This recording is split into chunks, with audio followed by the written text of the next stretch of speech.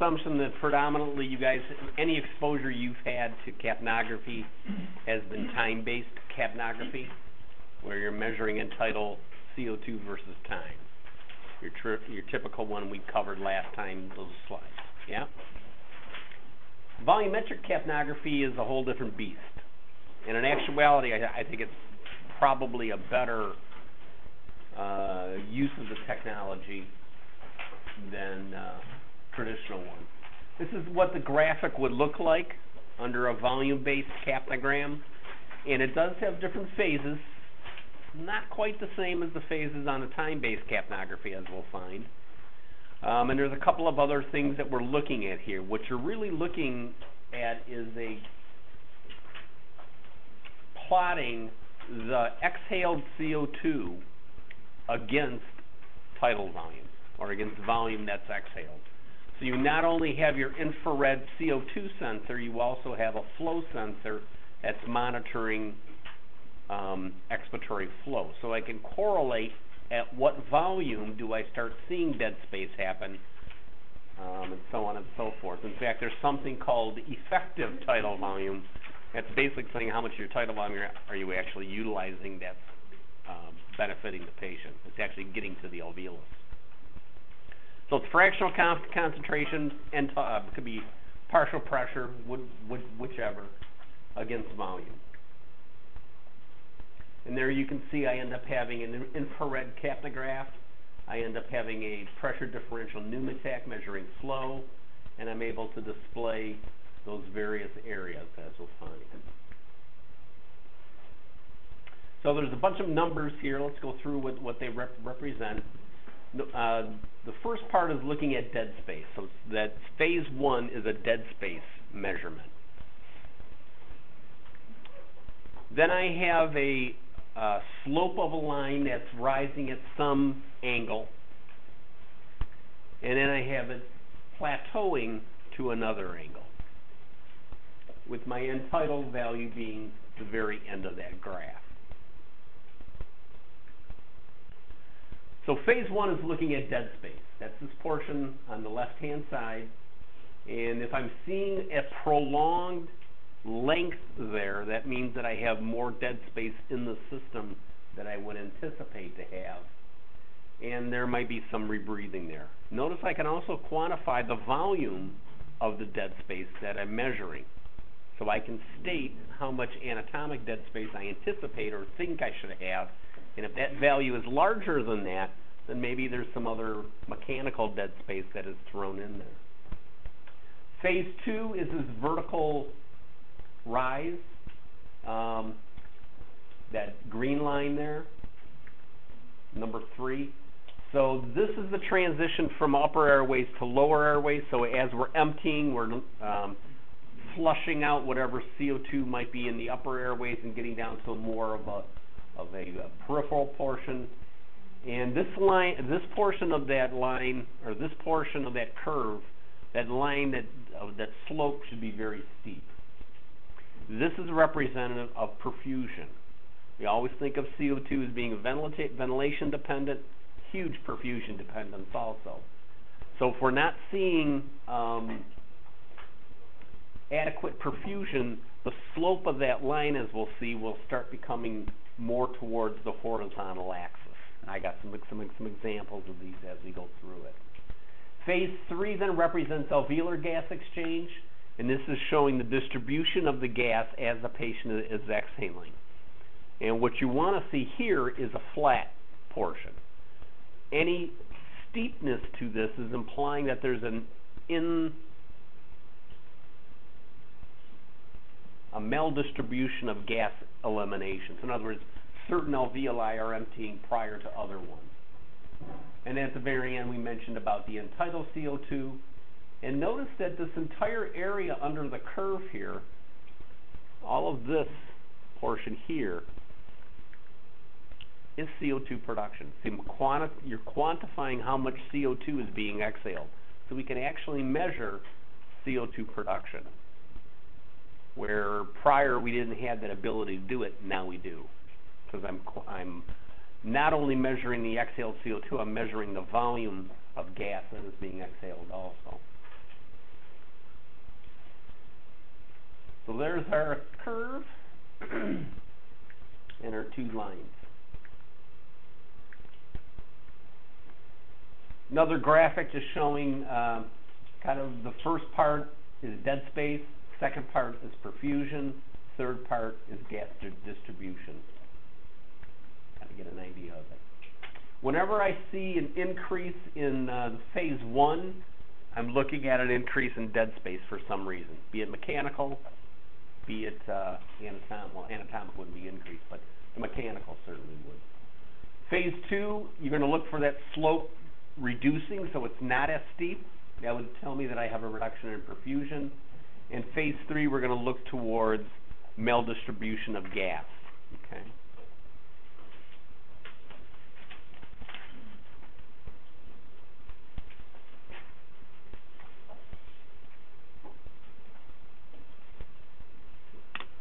I want to pay attention to that.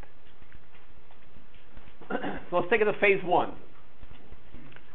You can see the distance here is very small, and I can quantify it if I'm looking at a tidal volume that's maybe 25, 30 cc's. And you can see here it's much further out. So I have a much more significant dead space volume that is there. Everybody see that? Phase 2, we're looking for how steep that line is. Assuming we have a stable minute ventilation, it could be because my level of PEEP was increased and I'm seeing an inoptimal PEEP where I'm having venous return being impaired, cardiac output falling, or it may be something where I need to address the hemodynamic status. Do I have something where the contractility has been impaired and cardiac output is poor? Has afterload been increased and it's difficult for the left ventricle to empty? And this is what it would look like, where my baseline is there in blue, and I see the slope going more towards the horizontal axis. That's a sign that perfusion has been impaired, and I need to address it in some fashion. Okay. There's a pretty dramatic drop. You can see the darkened one is the pre, if you will. And then you can see there's a significant drop both in end-tidal CO2, which should give you a clue that there's a dead space situation going on, i.e. ventilation is exceeding perfusion. And also just the slope of that line has been dramatically changed. And this, by the way, is the screen on the NICO monitor, which is, to my knowledge, the only volumetric CO2 monitor out there. Phase 3 is basically we're looking for a flat line, and if we're seeing an increase or a total absence of it, we know we end up having some maldistribution. Again, taking a look at the optimal PEEP level. If we don't have enough PEEP, it's collapsing down. Or we have something like bronchospasm, or I'm having a non-uniform emptying because some areas are obstructed. Or is it something where you end up having something like a pneumothorax where I don't have any ventilation at all? And there you can see the steepness of the black line showing there's a change in the phase 3 slope, meaning that there's a maldistribution of emptying that is present. And on the one on the right, you can see there's virtually not even a phase 3 there.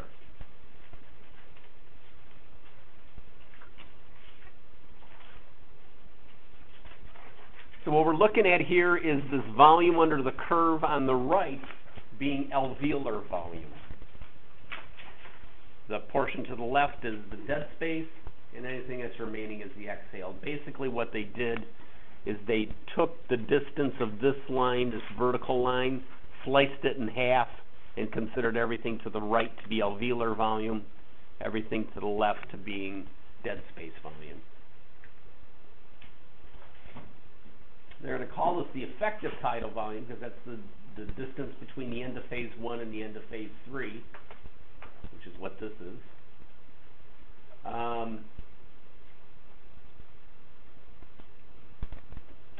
1 again being dead space, the rest being what is truly coming in contact, or in theory at least, with alveolar volume. So on a breath-by-breath basis, we can see how the CO2 is being emptied.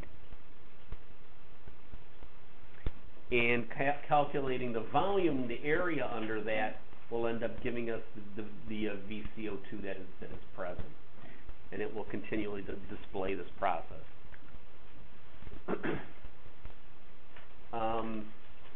In theory, it's the same as CO2 production. Technically, it's CO2 eliminated. The assumption being is that all the CO2 that is being produced is ultimately eliminated through a tidal breath. It also takes into account transportation, so basically the perfusion involved.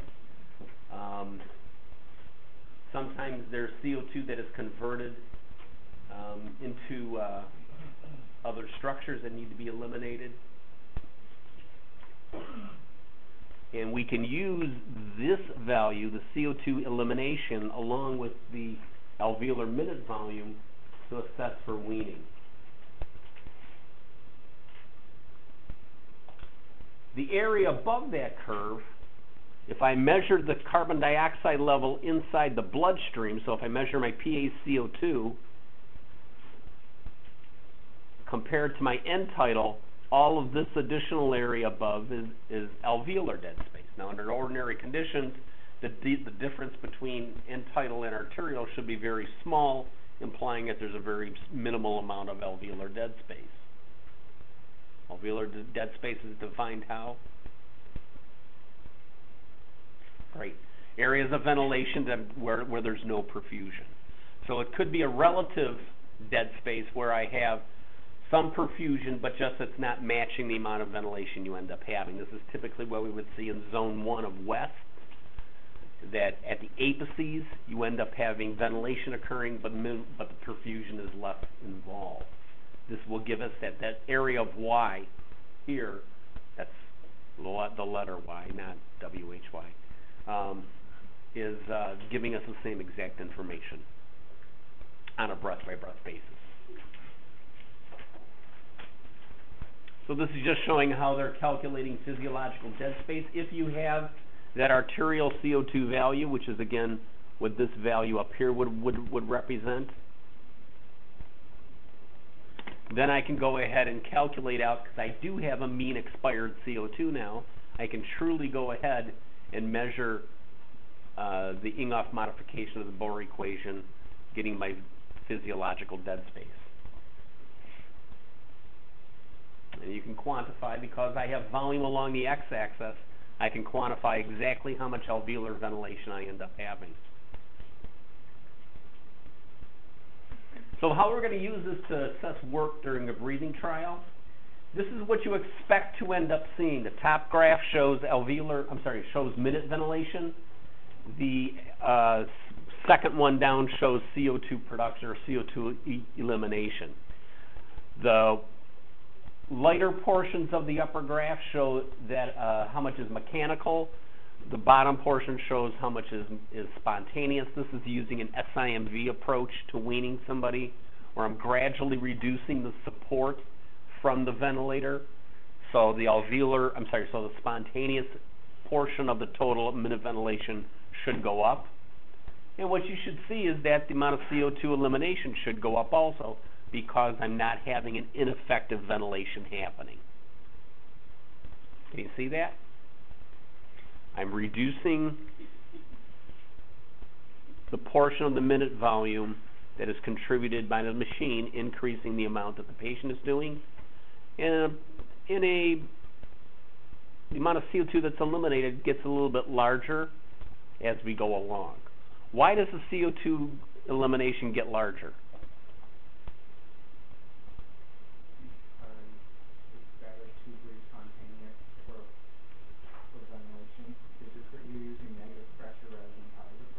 Okay, so that would improve cardiac output. How would that improve? Why would that yield a larger CO2 production or CO2 elimination? I'm going to use those two words interchangeably, even though they're not.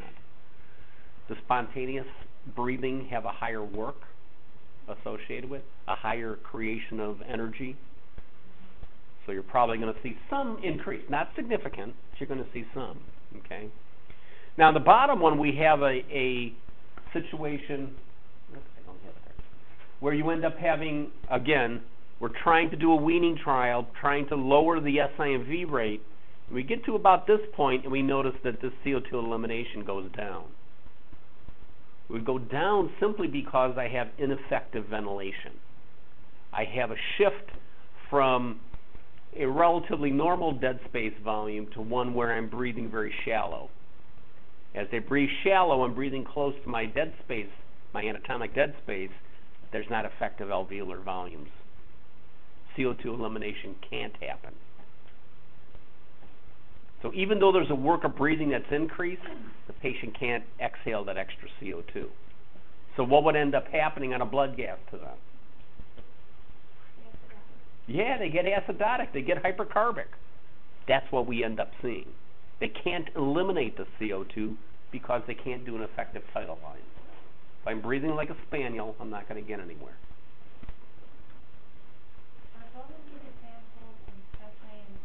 Yes.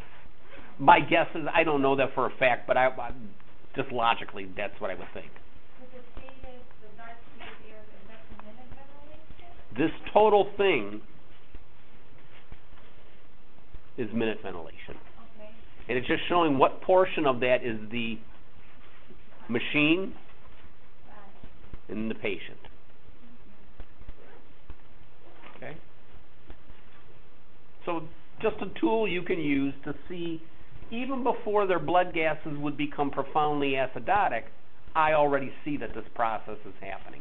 I'm already watching the failure happen before my eyes. So the breathing like a spaniel, you mean, as in terms of not frequency, but being shallow? Or both? And probably both, yeah. It's probably a rapid, shallow breathing pattern. And so that would be considered hyperventilation because you're No. Their CO2 is going up, not going down. It's hypoventilation, if anything, specifically alveolar hypoventilation. Even though their tidal volume, basically what ends up happening in most patients is their tidal volume gets smaller and smaller and smaller, and when you start approaching your anatomic dead space, you're not clearing anything. You're not effectively ventilating.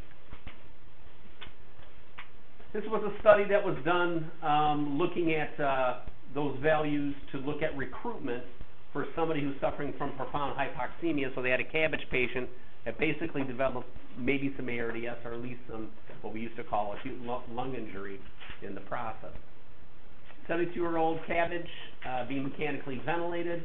He started developing some drops in saturations upon arrival, shortly after arrival into the ICU. They tried to increase the FiO2, which of course didn't work. They tried to increase the PEEP, which didn't see a whole lot of other processes going on, so they said, hey, let's re-recruit some alveoli in some fashion. So what they did is they gradually increased the PEEP level. You can't see that. 12, 14, 16, 18, 20 of PEEP. Like yowza. Okay. And they did this every 10 minutes, and they watched the alveolar volume, the VCO2, and the SpO2. And here we can see our VCO2. Here we can see our alveolar volume. So we didn't have any drop in CO2 elimination, which is good, which means you're still perfusing alveoli that are functional. But we start seeing that this line develops a trend. As you start increasing alveolar volume, you start having oxygenation improve. Why? Because now I have alveoli that are participating, where previously they weren't. So they saw that at about 16 they had their optimal level, didn't get much better above 20. So they ended up, or they're starting to see recruitment at 16, but the guy actually got a little bit better at 20, so that's where they left it. That's right. Your saturation here is the 98%, which is pretty good saturation at that point.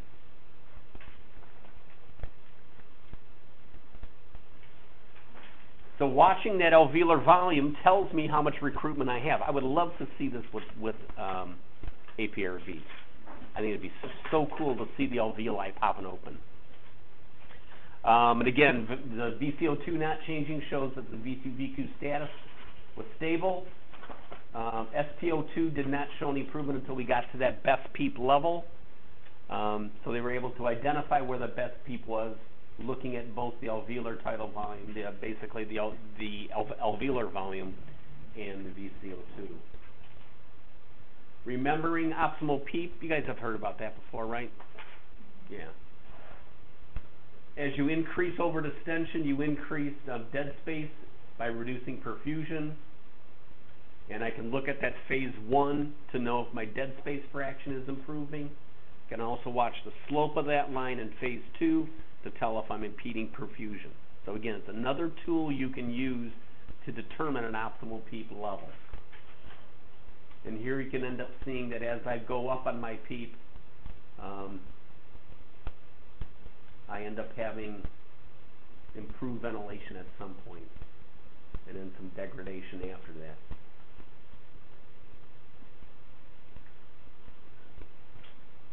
Here's another example of using the same kind of a thing. Head injury, rib fractures, put it into a coma, developed an acute lung injury. They tried to maximize improvement, lung recruitment, and determine an optimal PEEP. And they're using, again, the same technology involved. And you can see this as they go up on the PEEP. This is the first line. They keep seeing a stabilization until they drop off. This means that I'm having a bad spot. Go back to that lower level of PEEP. VCO2 comes back up. Alveolar volume remains stable. I have basically an optimal PEEP utilization as a mechanism. So is that what people call the drop VCO2? Because I can't eliminate it because I can't bring the CO2 back because perfusion's impaired. Right?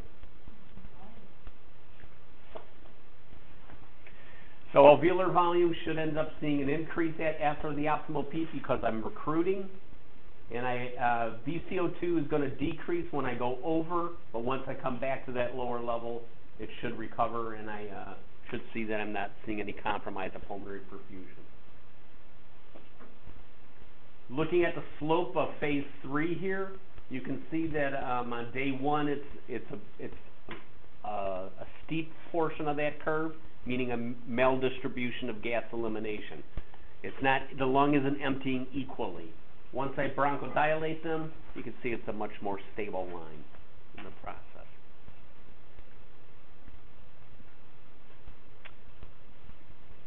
So the graphs show exhaled CO2 versus volume. That's what that line is demonstrating there. And you can see that on the bottom I have somebody who has severe ARDS, because there's a very small alveolar ventilation, where somebody who is much more healthy has a much larger amount of gas that is being ventilating the alveolus. Same rough tidal volume, but there's a far bigger dead space on the bottom one. Other uses of capnography, identifying pulmonary embolism. We know it's a pretty significant cause of death. And there was a study that was done that by monitoring the VDVT, they were able to identify patients who had a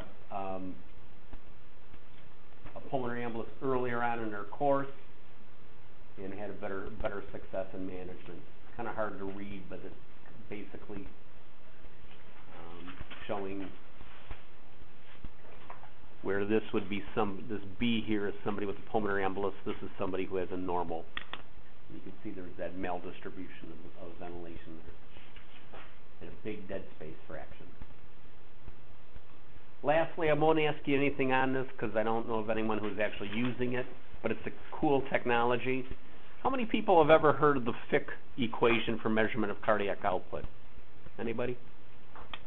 I thought not. I never mention it because it's bad enough that we got the other ones. But if I measure the oxygen consumption and I divide it by the arterial to venous oxygen content difference, I can actually get a quantification of cardiac output. This is actually the gold standard that we compare thermodilution and now all the other styles of cardiac output to. This is the bench that we would use. It's based on the Fick principle. Yes, the same Fick guy who had Fick's law. And we can actually substitute CO2 instead of O2 using the same exact equation. And that's what this process does, is you have this little system set up where I adjusted dead space and create some hyperventilation in the process.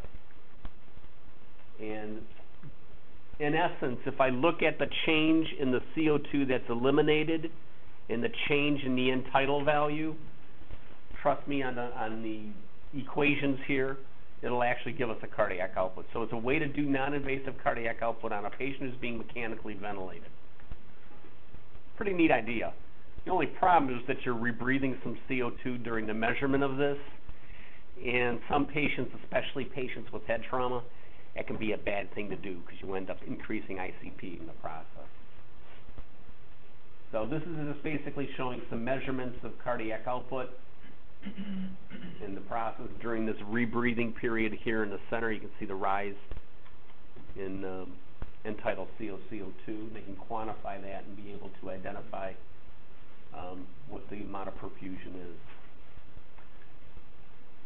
So no questions on that, I promise. Can you just slide about partial breathing method?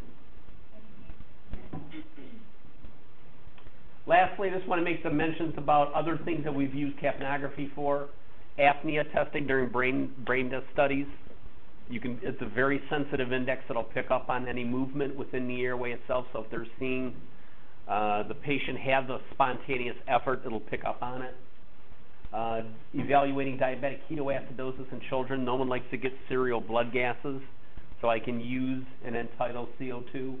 And they found that patients, if their end-tidal CO2 was above 30, they did not have diabetic ketoacidosis.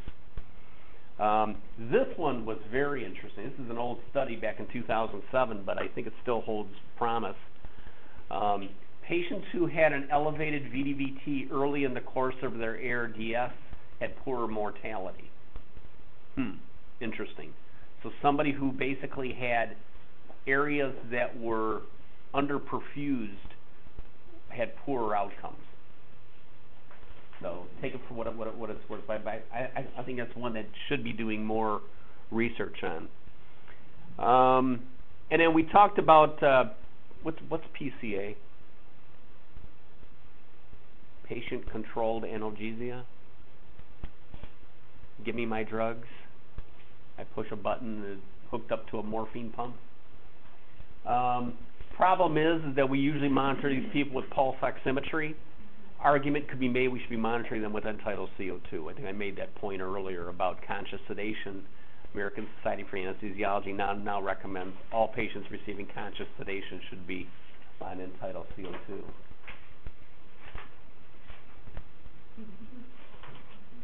I think it's only fitting for today. Patricia. So anything on the final from the last slide, any of that? No.